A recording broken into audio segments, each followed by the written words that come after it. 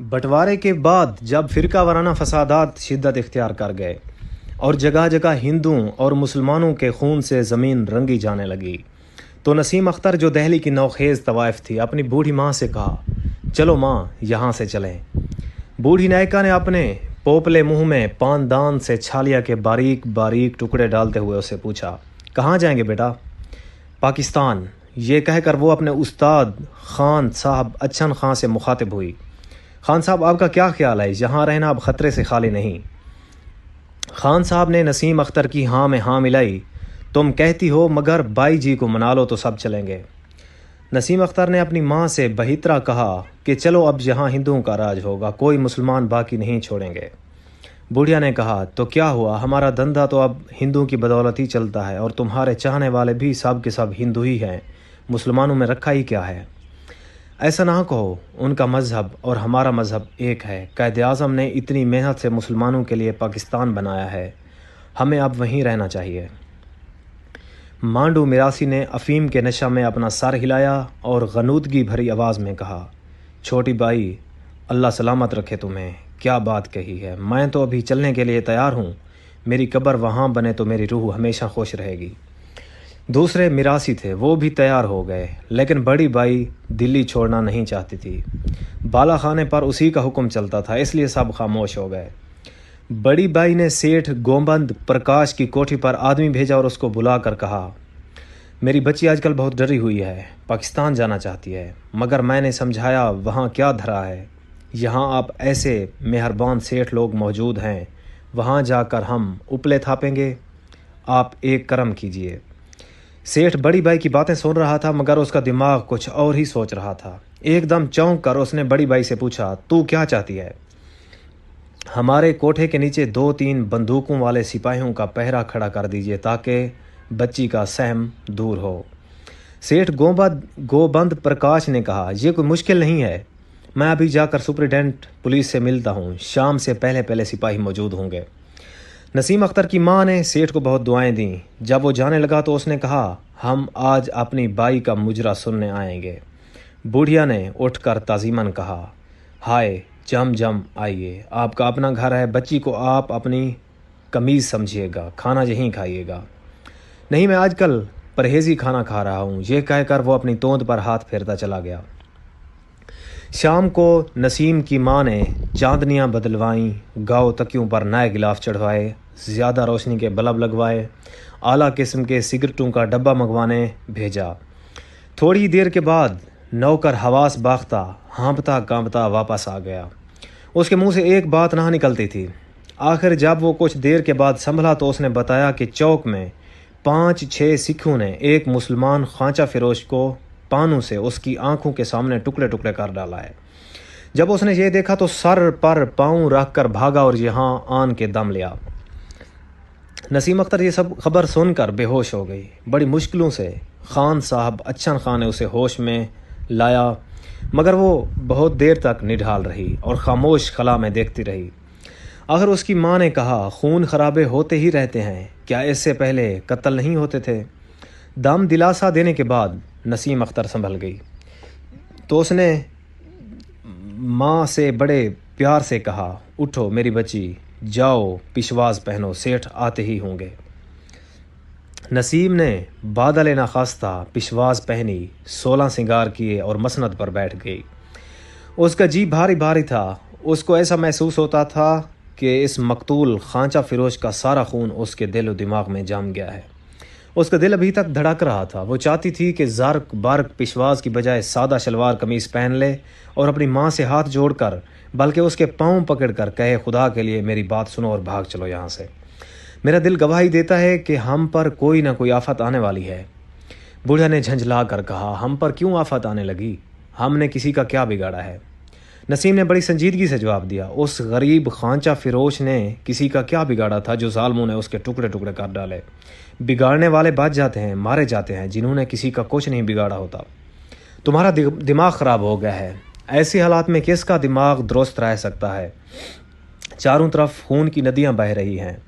یہ کہہ کر وہ اٹھی، بالکونی میں کھڑی ہو گئی اور نیچے بازار میں دیکھنے لگی۔ اسے بجلی کے کھمبے کے پاس 4 آدمی کھڑے دکھائی دیے جن کے پاس بندوقیں تھیں۔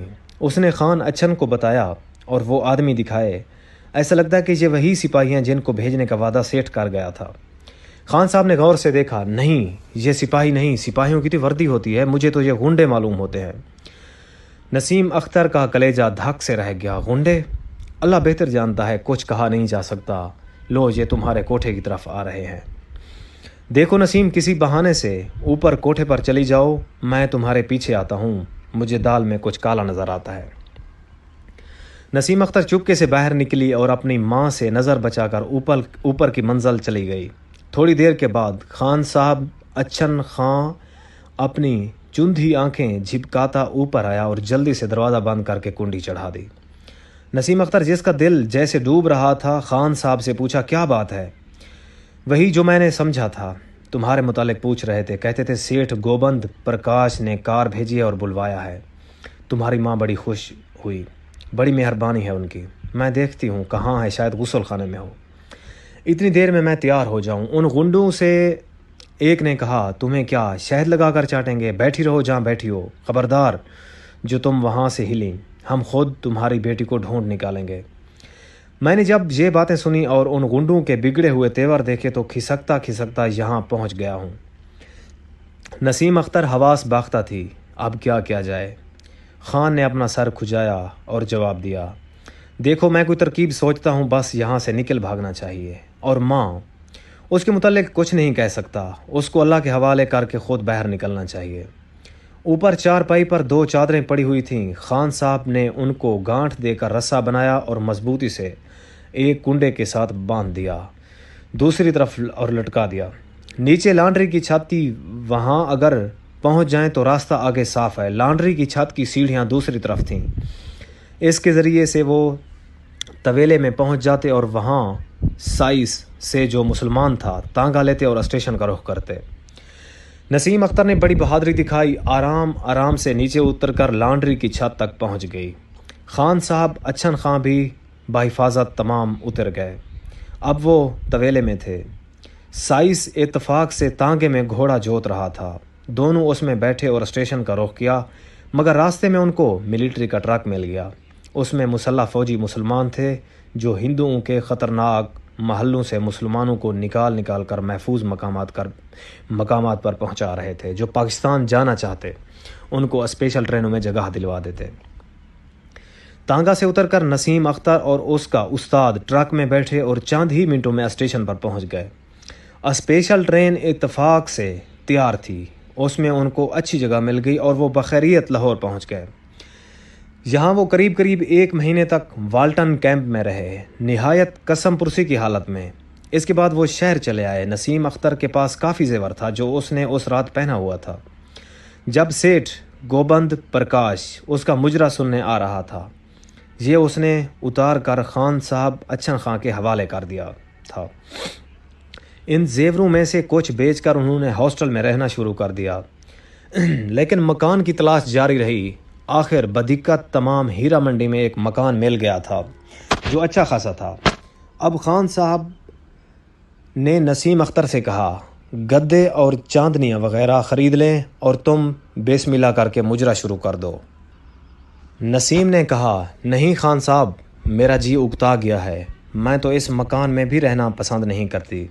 کسی شریف محلے میں کوئی چھوٹا سا مکان تلاش کیجئے کہ میں وہاں اٹھ جاؤں، میں اب خاموش زندگی بسر کرنا چاہتی ہوں۔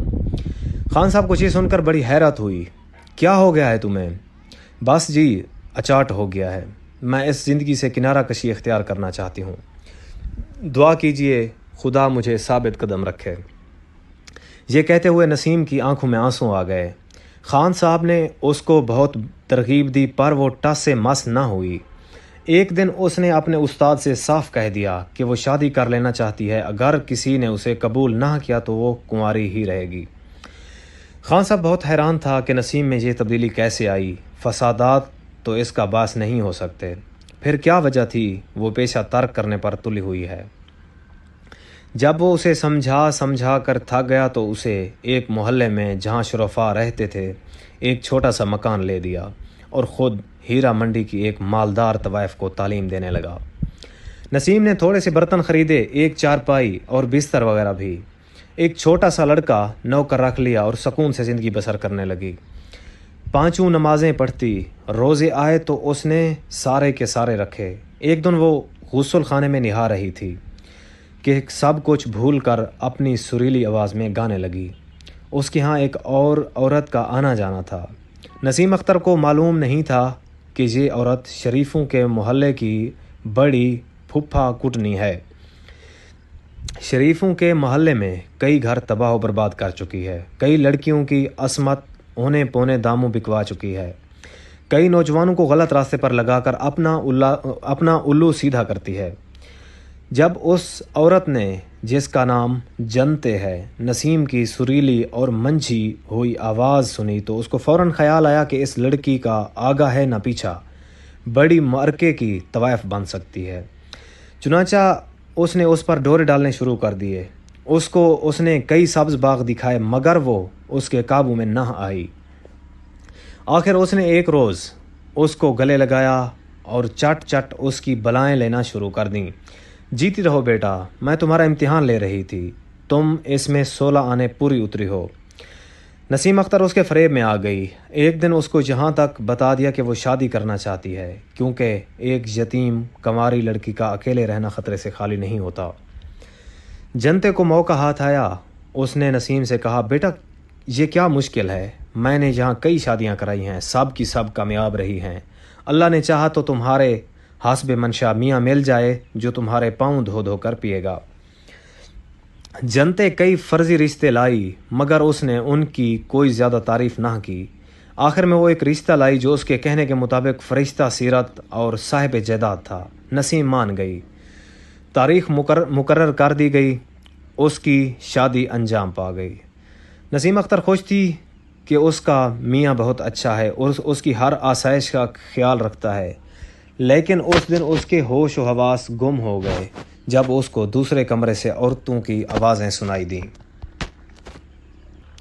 دروازے میں سے جھانک کر اس نے دیکھا کہ اس کا شوہر 2 بوڑھی طوائفوں سے اس کے متعلق باتیں کر رہا ہے۔ جنتے بھی اس کے پاس بیٹھی تھی، سب مل کر اس کا سودا طے کر رہے تھے۔ اس کی سمجھ میں نہ آیا کیا کرے اور کیا نہ کرے۔